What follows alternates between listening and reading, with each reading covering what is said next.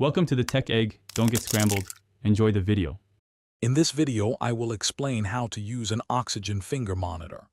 First, make sure your device has fresh batteries installed. Next, prepare your finger by ensuring it's clean and free of nail polish or artificial nails, as these can interfere with the sensor. It's also a good idea to rest for at least 5 minutes before taking a reading to ensure accuracy. To take a reading, simply open the clip and place the monitor on your index or middle finger, ensuring your fingertip is fully inserted.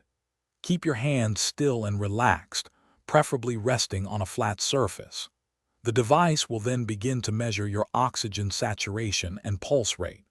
Wait for the numbers on the display to stabilize, which usually takes about 10 to 15 seconds. Once the numbers stabilize, you'll see two main readings.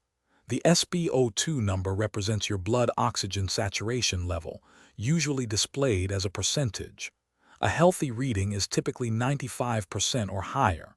The other number, often labeled p/rBPM, shows your pulse rate or heartbeats per minute.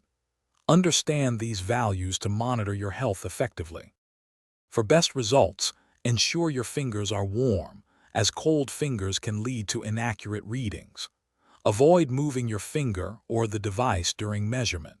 If you consistently get readings below 95% or have concerns, it's important to consult your doctor. Regular monitoring can help you stay informed about your respiratory health. Thanks for watching. Consider subscribing if I helped unscramble your problems.